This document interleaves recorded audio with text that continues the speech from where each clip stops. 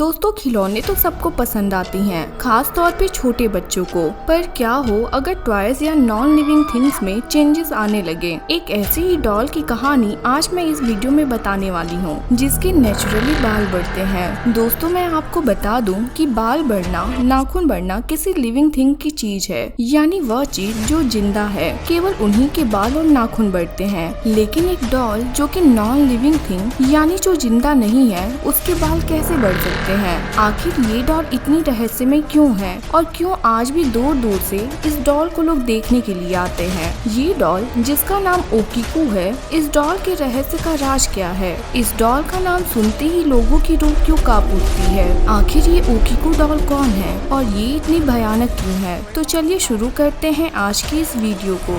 दोस्तों, यह कहानी तब शुरू होती है जब 1918 में जापान में एक 17 साल का बच्चा एकिची सुजुकी अपनी 2 साल की बहन के लिए एक डॉल खरीदता है। वो डॉल 40 सेंटीमीटर बड़ी थी और किमोनो ड्रेस पहनी हुई थी।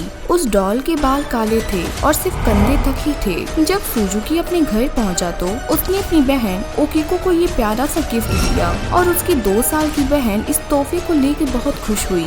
यह डॉल ओकीको की फेवरेट डॉल बन चुकी थी और दिन रात ओकीको के साथ ये डॉल रहती थी। कुछ दिनों बाद वह इस डॉल को भी ओकीको कह के बुलाने लगी। डॉल एक पल भी अब इस बच्ची की नजरों से दूर नहीं रहती थी। पर एक दिन 1919 में ओकीको को बहुत तेज बुखार आया और वह मर गई। इससे उसके परिवार वालों को बहुत बड़ा झटका लगा, क्योंकि ओकीको उस समय केवल 3 साल की ही थी। जापान की प्रथा के अनुसार जब कोई मरता है तो उससे जुड़ी हुई चीज उसके साथ दफना दी जाती है और इसी के अनुसार इस डॉल को भी उसके साथ दफना दिया जाना चाहिए था।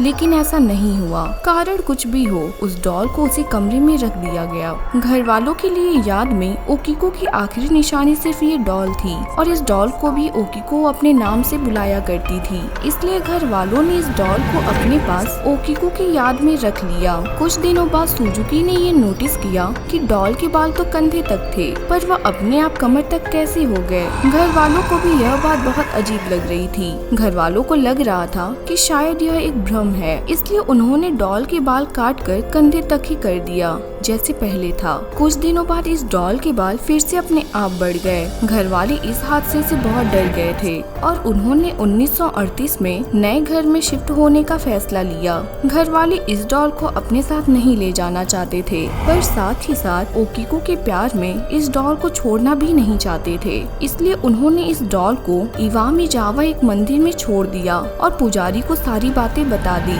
अब पुजारी भी इस बात को देखना चाहता था कि क्या सच में इस डॉल के बाल बढ़ते हैं। इसलिए उन्होंने इस डॉल के बाल कंधे तक काट दिए, जो कि फिर से कमर तक बढ़ चुके थे। अब बात यह आती है कि यह सब हुआ कैसे? कैसे एक डॉल जो नॉन लिविंग थिंग है, उसके बाल अपने आप कैसे बढ़ रहे हैं? बहुत से लोगों का मानना यह है कि ओकीको की फेवरेट टॉय यह डॉल थी और उसकी जान इस टॉय में बसती थी, तो इसी वजह से आज भी ओकीको इस डॉल में कैद है। वहीं दूसरी ओर कई लोगों का मानना यह है कि ओकीको की डेथ का कारण यह डॉल है, क्योंकि इसी डॉल की वजह से ओकीको की डेथ हुई थी।